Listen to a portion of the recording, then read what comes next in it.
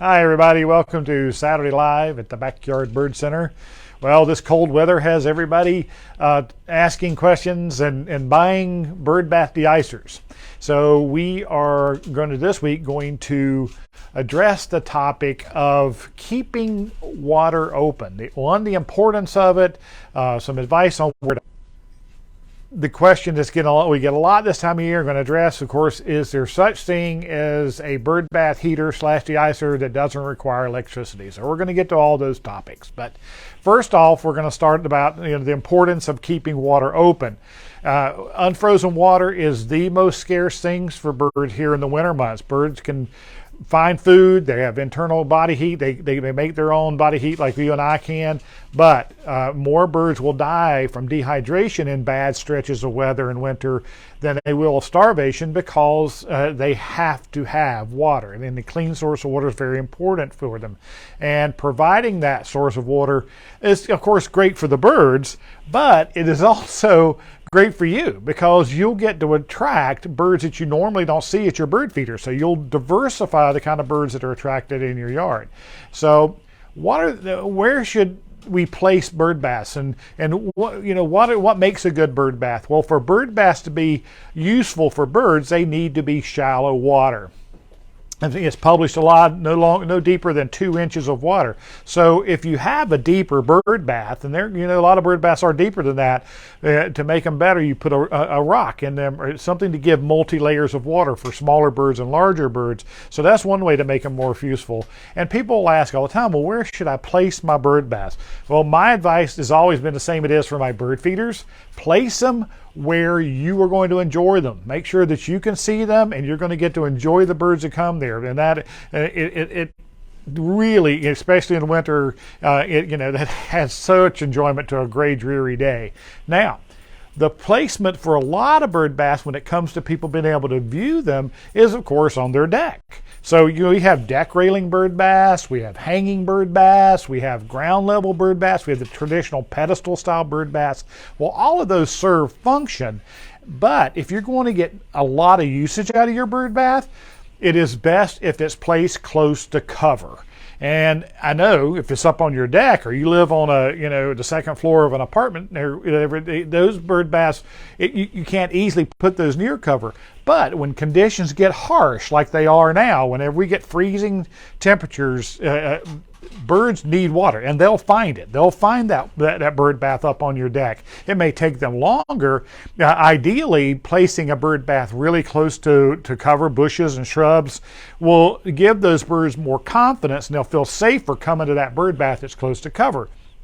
So if you have a deck, and at one end of your deck you have a tree there, your bird bath will be better attached to that end of the deck than the end of the deck that's in the wide open, where they feel more vulnerable to things like Cooper's hawks and sharp-shinned hawks and things like that.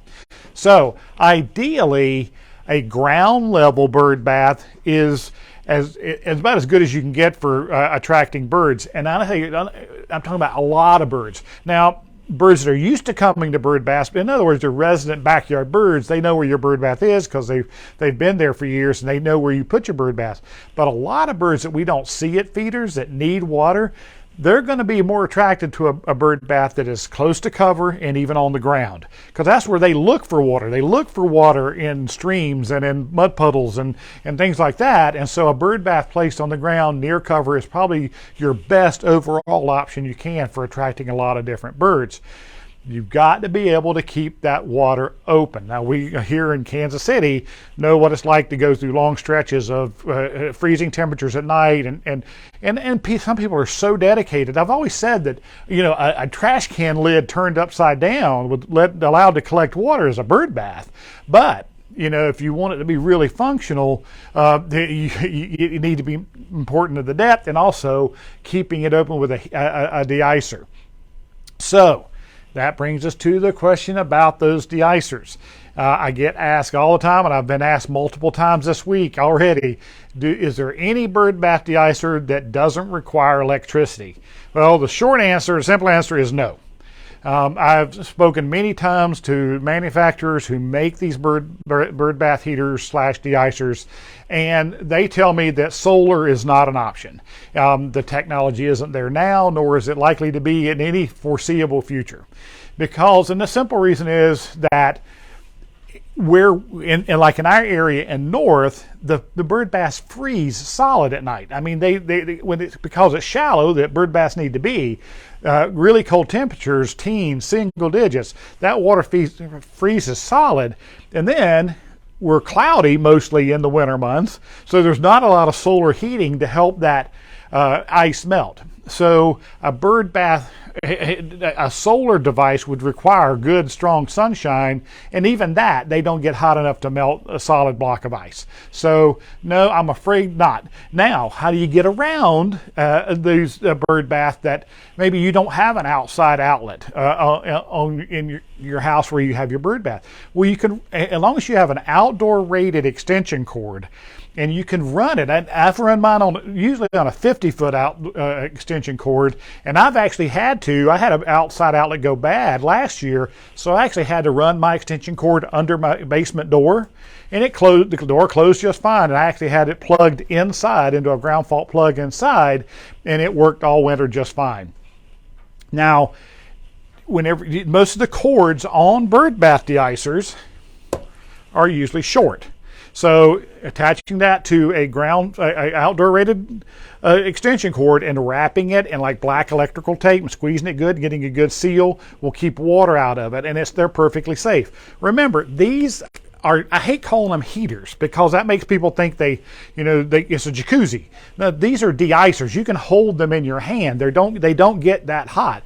Their job is to keep the water from freezing, not to make it a boiling bubble bath for the birds. So the bird bath de-icers are not nearly as strong as most people think. They only draw about as much electricity as a light bulb does.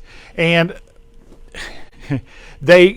the good ones, we only sell one that doesn't, but almost all bird baths, a good bird bath or bird bath de-icers have thermostats in them, and they're set to go on and off at like 38 degrees. So they're not running on nice warm days. It's supposed to get in the 50s at the end of the week this week. So your de-icers, if they're functioning properly, shouldn't be running. They'll be off, which of course helps save you money as well. So they're wonderful devices, but you do have to have electricity. Now, do I have any ideas for people who are where they cannot, and I mean cannot, get electricity to their bird bath? Well, it depends on where you live. I know a lot of people watch these videos from all over.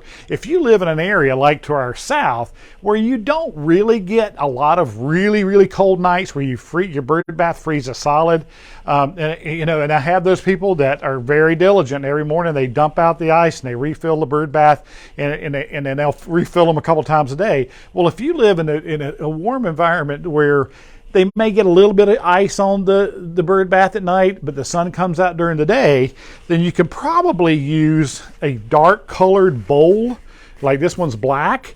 And if you did get ice on this at night and the sun came out, then the sun would help heat that black plastic and help melt the ice in there. So you'd be lucky enough that may work for you.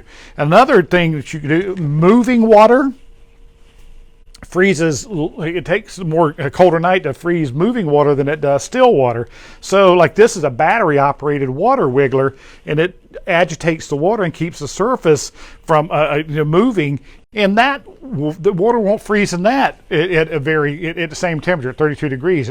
So that might be enough to keep your water open if you live in an area where it doesn't get that cold at night. You can try lots of different things, but the electric de-icers are certainly the best solution for keeping water open for birds. Now remember, we're also going to talk about in the future, I'm going to talk about other ways to keep water moving, because moving water is also a magnet for birds, and that is a really good topic, and we're going to address that a little bit later. But unfrozen water is critical for birds. Keep your bird baths nice, keep them clean, dump them. Put in fresh water every day, every other day if you can, and you'll see lots of different kind of birds. Things like cedar waxwings that don't come to your feeders will come to the heated bird bath, and the Carolina wrens, which will come to your bird feeders They really need that unfrozen water, and they visit the feeders a lot, and then I mean the bird bass a lot, and, in cardinals and all the normal birds.